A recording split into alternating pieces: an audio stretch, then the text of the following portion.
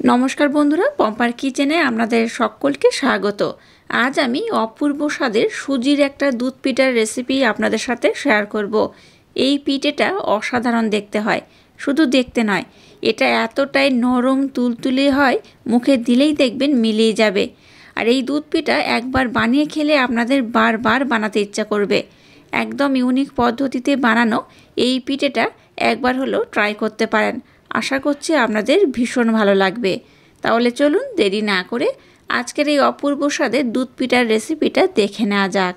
প্রথমেই একটা মিক্সির জার আমি নিয়ে নিলাম। এর মধ্যে দিয়ে দেবো হাফ কাপ সুজি। এই কাপের মাপ করে হাফ কাপ সুজি নিয়েছি, আর এই একই কাপের মাপ করে 3 ভাগের 1 ভাগ আমি ময়দা নিয়ে নিয়েছি। যতটা ময়দা নিয়েছি ঠিক ততটা এখানে আমি চিনি ব্যবহার করব। এই মিষ্টিটা কিন্তু অপশনাল, আপনারা চাইলে কিন্তু মিষ্টির পরিমাণটা একটু কম বেশি করে নিতে পারেন। দিয়ে দেব সামান্য একটু লবণ, আর দিয়ে দেব 2টো এলাচ। এবার সমস্ত উপকরণ আমি খুব ভালোভাবে ব্লেন্ড করে নেব। সমস্ত উপকরণ দেখুন খুব ভালোভাবে ব্লেন্ড করে নিয়েছি। এবার এই পাত্রের মধ্যে আমি এই উপকরণটাকে ঢেলে নেব। সমস্ত উপকরণ খুব ভালোভাবে কিন্তু আমি ব্লেন্ড করে নিয়েছি। একদম 100% ব্লেন্ড না করলেও হবে, 80 থেকে 90% ব্লেন্ড করলে যেমন হয় ঠিক সেইভাবে কিন্তু এটাকে ব্লেন্ড করে নিলেই হবে। এবার এখানে নর্মাল জল নিয়ে নিয়েছি। যে কাপের মাপ করে সমস্ত উপকরণ নিয়েছি সেই কাপের মাপ করে এখানে আমি জল ব্যবহার করব। জলটা একেবারে খুব বেশি দেব না, অল্প অল্প দেব। আর এটাকে আমি খুব সুন্দর করে কিন্তু মিক্সড করে নেব। একেবারে খুব বেশি জল দিয়ে দিলে এই ব্যাটারটা কিন্তু পাতলা হয়ে যাওয়ার সম্ভাবনা থাকবে, তাই অল্প অল্প দিয়ে কিন্তু মিশ্রণটাকে রেডি করতে হবে। আপনাদের হাতের কাছে যদি লিকুইড দুধ থাকে, দুধও কিন্তু এখানে ব্যবহার করতে পারেন। আজকে আমি একদম নতুন ধরনের খুব সুন্দর একটা পিঠের রেসিপি আপনাদের সাথে শেয়ার করব। এটার জন্য কিন্তু আমার দুধের অবশ্য প্রয়োজন, দুধটাকে আমি পরে ব্যবহার করব। আপনাদের হাতের কাছে দুধের পরিমাণটা বেশি থাকলে দুধটাকে কিন্তু এখানেও ব্যবহার করতে পারেন। তো এখানে যেহেতু আমি সুজি ব্যবহার করেছি, তাই কিন্তু সুজি দুধটাকে অ্যাবজর্ব করে অনেকটা ফুলে যাবে। তাই এই মিশ্রণটাকে আমি 10 থেকে 15 মিনিটের জন্য রেস্টে রেখে দেব। 10 থেকে 15 মিনিটের জন্য রেস্টে রেখে দিলে কিন্তু এই রেজাল্টটা একটু বেশি ভালো হবে। এখন দেখুন ঘনত্বটা কেমন হয়েছে, আমি আপনাদের দেখিয়ে দিচ্ছি। ঘনত্ব কিন্তু এরকম থাকবে না, 10 মিনিট পরে দেখবেন ঘনত্বটা আগে থেকে বেশ ঘন হয়ে যাবে। তো কেমন ঘনত্ব হলে আজকের এই যে পিঠেটা বানাবো পারফেক্ট হবে সেটা আমি আপনাদের দেখিয়ে দেব। তো এটাকে আমি ততক্ষণ 10 মিনিটের জন্য রেস্টে রেখে দেব। এই পিঠেটা বানানোর জন্য আর একটা কিন্তু বড় একটা উপকরণ আমাকে বানিয়ে নিতে হবে। তো চলুন এবার সেটাকে আমি বানিয়ে নেব। 10 মিনিট পর আমি ফিরে এলাম। মিশ্রণটা দেখুন ঘনত্ব কেমন হয়েছে। ঘনত্ব কিন্তু আগের থেকে বেশ ঘন হয়ে গেছে, দেখে বুঝতেই পারছেন। এটাকে আর একটু কিন্তু পাতলা করতে হবে। এবার এখানে বেকিং পাউডার দিয়ে দেবো এই চামচের হাফ চামচ।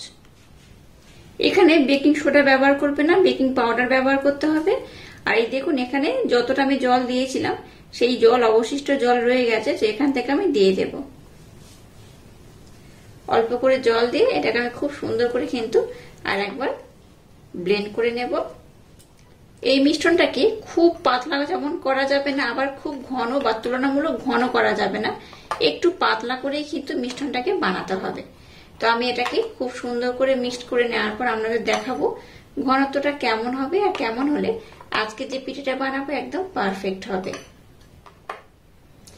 দেখুন ঘনত্বটা কেমন হয়েছে। ঘনত্বটা কিন্তু এইরকমই হবে। এই দেখুন খুব যেমন পাতলা নয়, আবার খুব ঘন নয়, এইভাবে কিন্তু তুলনামূলক একটু পাতলা করে বানাতে হবে। তাতে করে আজকে যে রেসিপিটা বানাচ্ছি বা যে পিঠেটা বানাবো একদম পারফেক্ট হবে, খেতে অসাধারণ লাগবে, দেখতেও খুব সুন্দর হবে। মিশ্রণটাকে দেখুন খুব সুন্দর করে রেডি করে নিয়েছি। এখানে আমি আর অন্য কোনো উপকরণ কিন্তু ব্যবহার করব না। এবার দেখুন একটা আপ্পাম প্যান আমি নিয়ে নিয়েছি। এর মধ্যে অল্প একটু তেলের ব্রাশ আমি করে দেব। তেল একদম ডাইরেক্ট দেওয়ার দরকার নেই, ব্রাশের মধ্যে একটু লাগিয়ে তেল দিয়ে দিলেই হবে। এইভাবে আমি সবগুলোর মধ্যে দিয়ে দেব। আর যে ব্যাটারটা বানিয়েছি যতগুলোর মধ্যে ধরবে ততগুলোর মধ্যে দিয়েই কিন্তু আমি খুব সুন্দর করে বানিয়ে নেব। দেখুন খুব ভালোভাবে তেলের প্রলেপ আমি লাগিয়ে দিয়েছি। এবার যে মিশ্রণটা বানিয়েছি সেই মিশ্রণটাকে নিয়ে নিয়েছি। এবার এখান থেকে আমি অল্প অল্প দিয়ে দেব, খুব বেশি দেব না, আমি কিন্তু ছোট্ট ছোট্ট করে বানাবো, তাই একটু কম কম করেই দেব।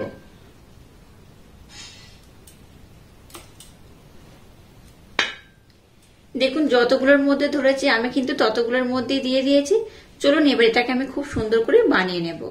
এবার দেখুন গ্যাসটাকে জেলে দিয়ে আপ্পাম প্যানটাকে আমি বসিয়ে দিয়েছি। এবার এটাকে ঢাকা দিয়ে খুব সুন্দর করে আমি বানিয়ে নেব।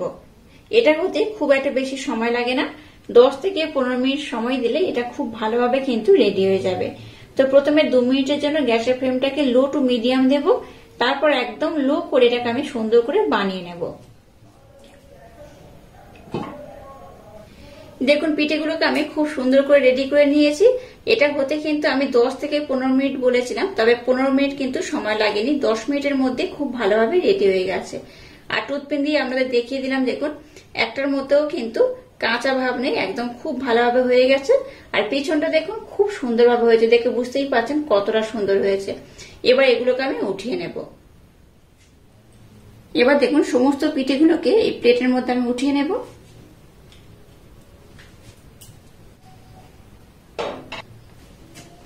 এবার দেখুন কিছুটা লিকুইড দুধ খুব ঘন করে কিন্তু আমি ফুটিয়ে জাল দিয়ে রেখে দিয়েছিলাম, সেই দুধটাকে এখানে উপর থেকে দিয়ে দেব।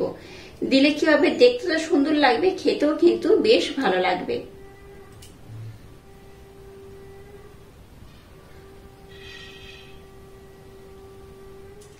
দেখুন এখানে আমি দুধের মধ্যে পিঠেগুলোকে দিয়ে দিয়েছি। এবার এটাকে আমি 1 ঘন্টার জন্য ভিজিয়ে রেখে দেব।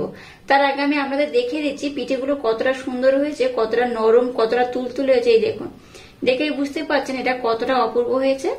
এটাকে যখন দুধের মধ্যে ভিজিয়ে রাখবেন তখন কিন্তু আরো তুলতুলে হয়ে যাবে। এইভাবে একবার হলো এই পিঠেটা বানিয়ে খাবেন, অসাধারণ খেতে লাগে। আর একবার খেলে দেখবেন বারবার বানাতে ইচ্ছা হবে। আর এটা যখন একদম নরম হয়ে যাবে মুখের মধ্যে দিলেই দেখবেন মিলিয়ে যাবে।